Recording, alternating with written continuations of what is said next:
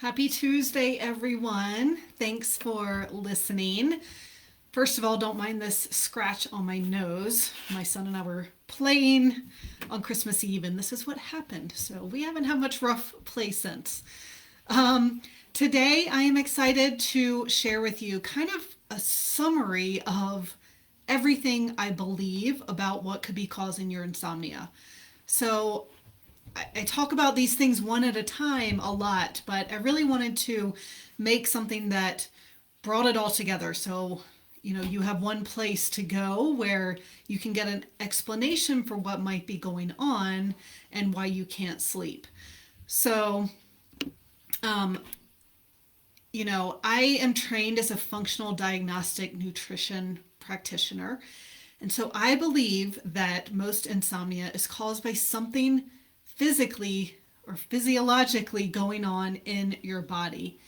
Now, yes, there is a mental component, whether it's stress or anxiety or your thoughts about sleep or whatever it is. And I actually address that with my clients too. But what I think we all know about that, and what you probably don't know, is that there are some very real physical reasons why you can't sleep, why your body stays awake at night when it shouldn't be.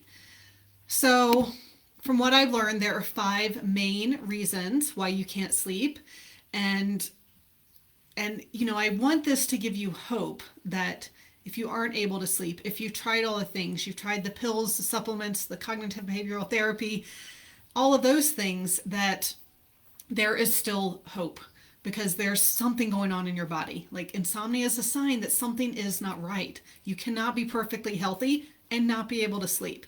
So it's just a matter of finding out what that is. So I'm not going to be talking about blue light and melatonin and your mattress that you can read everywhere else.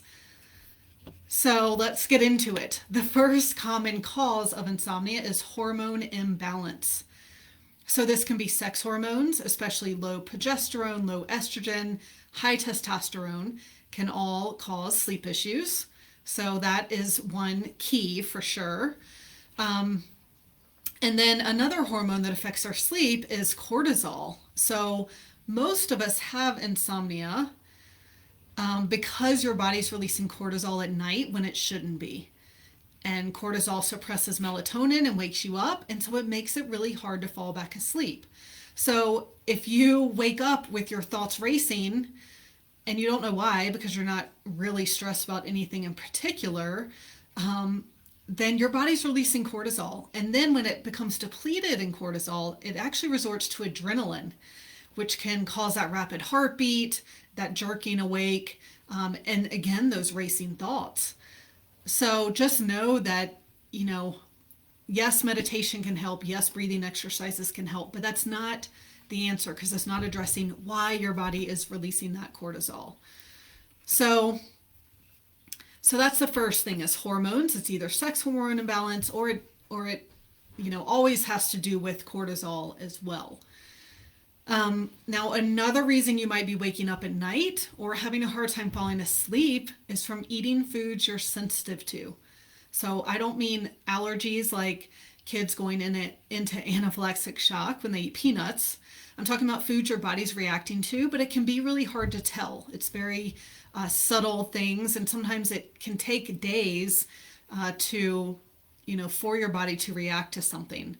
So it's what's called a delayed response. So, this is as an example, if you stop eating gluten for about a month and then you have some gluten again, you may notice that it makes you feel tired or gives you brain fog or you get muscle aches.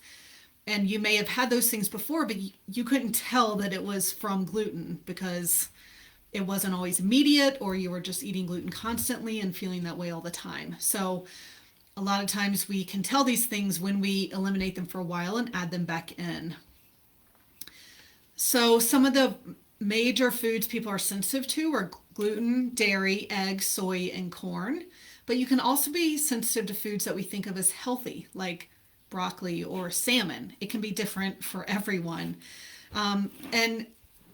The idea is that we are finding out what foods you're sensitive to so that we can lower that inflammation, lower your body's stress response, lower that cortisol being released, and and support your gut in healing, so that you're not sensitive to most of these foods in the future.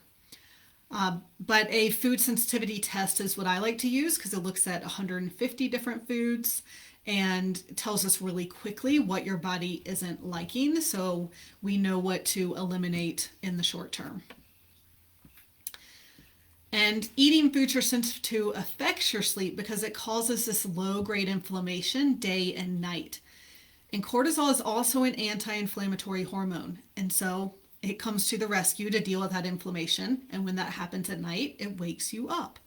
So that's why finding out what foods you're sensitive to and eliminating those temporarily is really key to figuring out your sleep. Now, the third physical major cause I want to talk about is mineral imbalance. And minerals are really complicated, so I'm going to keep it really simple for today. I think the main thing to know is that minerals need to be in balance with each other. So too much calcium, for example, can deplete magnesium. And both low calcium and low magnesium can contribute to insomnia. So if you struggle with sleep, you've probably tried magnesium. And while it is really critical for sleep, you need the balance of other vitamins and minerals to absorb it. So if you don't have enough boron, for example, then you won't be able to absorb the magnesium supplements that you're taking. So this explains why magnesium doesn't help everyone sleep, even though you may very well need it. So the way I analyze minerals is using a hair tissue mineral analysis test. And this tells us your mineral status and deficiencies. It also gives us insight into how other systems of the body are working. So it gives us indicators for the thyroid, for adrenals, for your blood sugar, for your nervous system, for how stressed you are, for your hormones, and more. So we can work to get your minerals back in balance, to get these systems back in balance too, which is pretty cool. Now, the fourth reason why you are waking up at night has to do with your gut.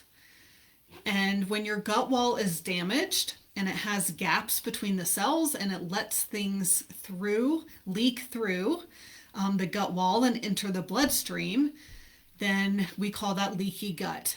And those toxins leaking through create a lot of inflammation day and night. And now you know what happens when there's inflammation. Your body releases cortisol. So you get this leaky gut or damaged gut from stress, even mental, emotional stress, from toxins like antibiotics and pesticides, from eating foods you're sensitive to, and from gut infections like parasites or candida.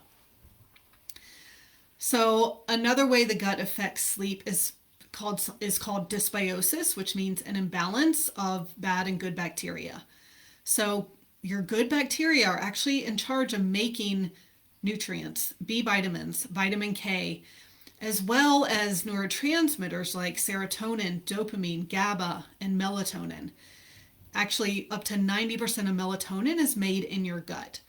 So when you have too much bad bacteria, then the good bacteria can't do their job of producing these things that help you feel good, relax, and sleep. And so that's why many people who have insomnia also experience anxiety or depression or other mental disorders. Now, I mentioned this briefly, but having a parasite or other infection in your gut can also sabotage your sleep. The middle of the night is when these creatures are active. And so they are eating, excreting, and releasing lots of toxins and causing a lot of inflammation.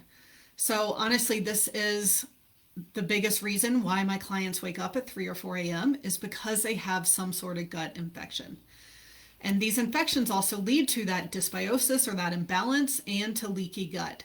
So it's impossible to heal the gut and for those good bacteria to do their job if you don't address that infection. Now, reason number 5, the last reason why you could have insomnia, it has to do with your liver. So when your liver is backed up and can't process all the toxins that are in your body, then those toxins continue circulating and causing lots of inflammation. So this also coincides with the Chinese meridian clock, because they talk about between 1 and 3 a.m. is when the liver is most active.